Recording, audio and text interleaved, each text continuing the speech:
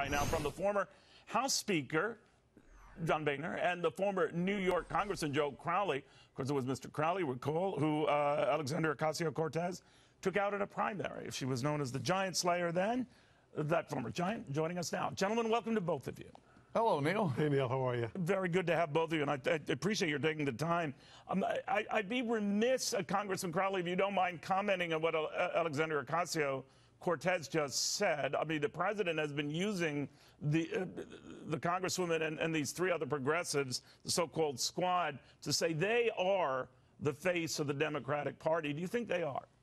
Well, I think the base of the face of the Democratic Party is very diverse. That's not new at all.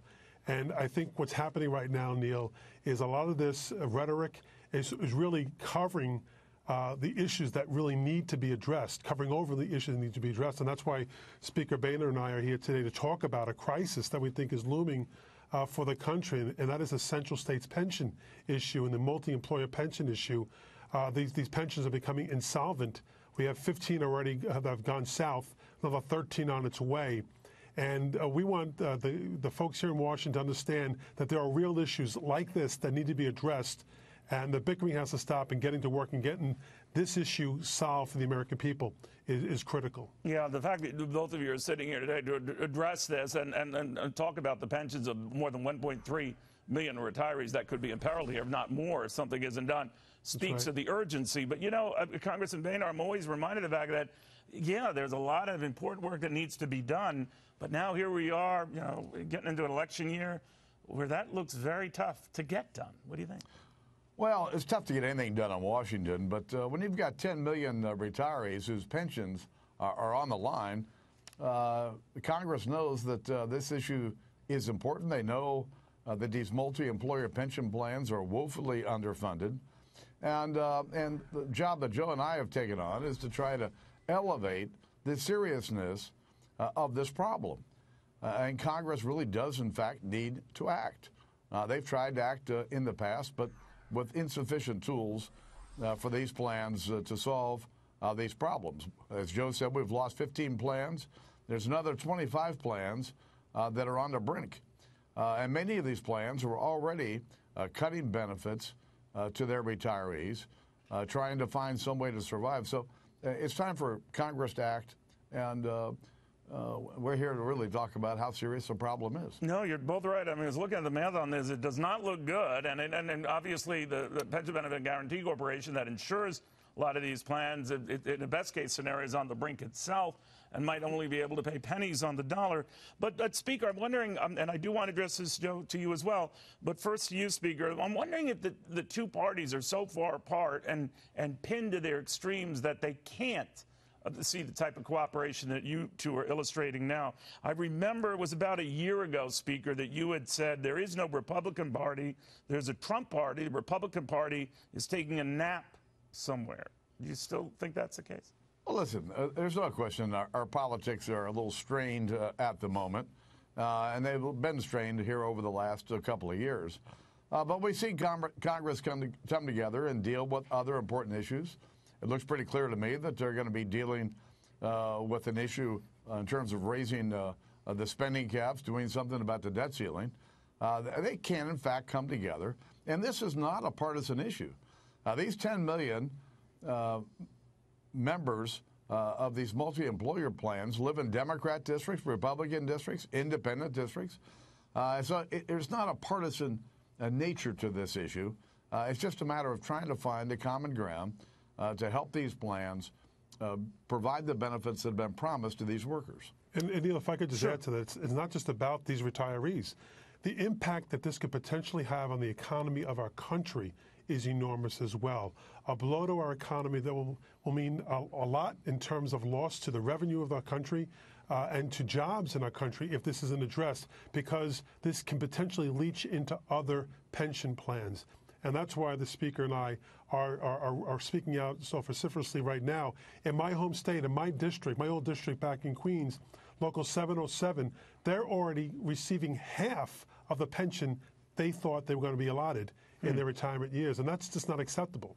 And we should point out as well that you folks are arguing that if you don't do something about this, they're only going to rely on other government services and complicate federal coffers doing that. Joe Crowley, on that issue, your party was hell-bent on moving to get impeachment proceedings going against the President of the United States. It failed yesterday, but it did get 90 votes. And I'm wondering whether that is the obsession right now and nothing gets done in the meantime. Well, I align myself with the notion that people can walk and chew gum at the same time. I think hasn't happened in Washington Well, lately. I think it has. I think to some degree the Speaker is moving forward on those investigations. They're going to do their work and let the truth lead where it may. At the same time, there are issues that the Speaker, John and I, are speaking about that need to be be But Nancy Pelosi was trying to walk on a tightrope, right, Joe? And by that saying she supported whatever they want to do, they can follow through and all, but be very, very careful. Many are not giving up this fight. I'm wondering if you think it is going to damage the party. I think she's been very consistent, quite frankly, and also in that vein, they've moved legislation out of the Ways and Means Committee, and I believe it's going to be on the floor next week pertaining to the issue that we're talking about today, the pension reform. That's one aspect or one path towards pension reform. So I think they are staying focused. They're moving a legislative agenda, but this is going to have to be a bipartisan solution. It's going to have to be a government as well as private sector solution.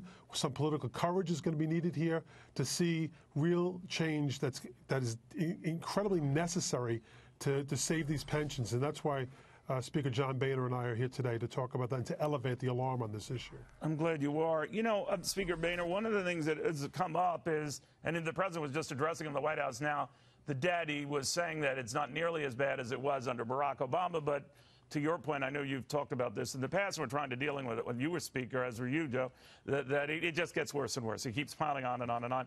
And do initiatives and the kind of thing that you want to do here to shore up these pensions, do they become more difficult to do something like that when you have an environment where the debt just piles up? In other words, some of your old Republican colleagues, Speaker Boehner, are going to say, there's just no money in the till to do it. You say? Well, I'm not sure that money is the issue here. I think the bigger issue here is providing the trustees of these plans with the flexibility and the tools to do what they have to do to save these plans. The budget deficit is a serious concern of mine. It was when I was Speaker of the House. It's grown exponentially since I left, and it's going to become, just mark my words, it's going to become the biggest issue of the day when we start to see trillion-dollar annual budget deficits. It's just not sustainable. All right, well, we are now looking at a $1 trillion deficit, and it could be the way forward here. I was a little confused, Speaker Boehner, when you said that this isn't necessarily a cost issue. I'm paraphrasing here. But to shore it up, it's going to require some taxpayer support, right? We'll let the Congress come up with the solutions. Our job is to raise the awareness of how big this problem is and how serious it is. Those affected by this, whether they be retirees, employers, unions, they're going to have to come to the table and work out a solution with the Congress that will help solve the crisis. And Neil, I wasn't speaking to one party solely. Both sides are going to have to show political courage in this process. Whatever that path may be, and as the Speaker has said, we're not here to say, here's how you solve the problem. We're saying this problem is here, it's now, it's present, and it's only going to get worse if it's not addressed sooner rather than later. You know, the reason why I'm asking any of these questions is there's a move afoot among all the major candidates, certainly Joe Crowley and within the Democratic Party, to advocate, you know, paying off kids' student loans, maybe free college, Medicare for all. And to a man or woman, there's a lot of spending plan in there. Now, again, to your point and the Speaker's point, you know, there are these deficits and the compounded debt. But I'm wondering whether there's any wiggle room here. Are you worried that there's a budget implosion to come? To you first, Joe Crowley. Well, I do think that there are issues that come before the Congress and come for our nation from time to time that need to be addressed. And in this particular issue, we're talking about millions of workers who've worked all their lives. They've played by the rules. They have their pension, they have their Social Security, their savings and retirement investments. And now one major piece of that leg, their pension, which they were counting on, is either being slashed or eliminated. And that's why this issue needs to be addressed. These men and women who have worked all their lives to save and play by the rules, and through no fault of their own, now see that their pension and their dream of living a modicum of decency in their retirement years is now at threat. That's why this issue needs to be addressed by our nation now, sooner rather than later. It is, to your point, gentlemen, in a different environment here. Dare I say even nastier than the one that you both left. But Speaker Boehner, I'm reminded of that now because the guy succeeded you as Speaker, Paul Ryan, is getting an earful right now because he went after the president in this book and essentially saying that, quoting here, we've gotten so numb by it all, referring to the president, not in government, but where we live our lives. We have a responsibility to try and rebuild. Don't call a woman a horse face. Don't cheat on your wife. Don't cheat on anything. Be a good person. Set a good example. He's clearly saying of Donald Trump that he has not, did not, does not. The president responding to that, saying the guy was a failure anyway. He was a lame duck failure at that, exhibited poor leadership. He quit Congress because he didn't know how to win. What do you think of that? Well, Neil, I learned a few things growing up at my dad's bar. One is you have to learn to be able to disagree without being disagreeable, something that probably helped me more in my political career than anything else. The other thing I learned at my dad's bar is it doesn't cost anything to be nice. That's I like that one. Do you think it goes too far and that the president's response is not being nice, or what Paul Ryan said about him? I just think some of the political rhetoric today is it's just gotten a little loud. And the nation would be, I think, better off if everybody just chilled out a little bit. And, but they're not chilling, Congressman. Well, somebody's got to say it, and I just did. I think John's right. The rhetoric is way over the top from all angles, quite frankly. But I personally expect leadership to come from the top, and I hope that at some point we can get down to really tackling the issues that matter to the American people, like this pension reform issue. As I said before, people's lives are at stake. Their retirement is at stake, and this needs to be addressed. So if it isn't, I know you're worried, Congressman, is this issue for Speaker Boehner as well doesn't get addressed. And I'm wondering as well, with the racist term going back and forth. First it was, Congresswoman Cortez saying that essentially of Nancy Pelosi. They dialed it back. The president upping the ante and adding more last night in North Carolina. Do you think that in an environment like that, that the Democrats now particularly risk sabotaging the progress they could be making? Neil, it's time to put the rhetoric aside and to focus on the issues that affect the American people. But they're not. Well, but that's the whole point. Yeah. It's time to focus on the issues, and this is one of the issues that the Congress needs to focus on, because when you start talking about 10 million American families at risk of losing their pension, you're talking about a serious problem. What do they say to you guys when you do raise it? He says, no, you're very valid concerns. This is a very real threat. What do they tell you when you talk to them about it? Well, they can do both. They can go do their politics, but at the end of the day, they also have to. But you can't do that when you're legislate. calling someone a racist, can you? It makes life a little bit more difficult. Yeah. So, Joe Cowley, I'm just wondering, given the divisive attitude there, and I know Hope Springs Eternal, you think they can bury the hatchet and go on with some of these issues. Some have said that this so-called squad, that some of these members should all be primaried and challenged. What do you think of that? Well, as someone who's lived by the sword and died by the sword, I think that comes to the territory. Being in politics, it's a rough and tumble game, especially in places like New York and really, quite frankly, all around the country. And so I think when you enter into this arena, you know that you'll be held accountable. And I think both sides do that in the primaries as well as in general elections. And you know what? At the end of the day, let it fall where it may. That's the politics of our country. It's worked for over 250 years, and I suspect it'll work for 250 plus more years to come. Would you consider challenging Congresswoman Cortez? I have said I will not be running for my old seat again.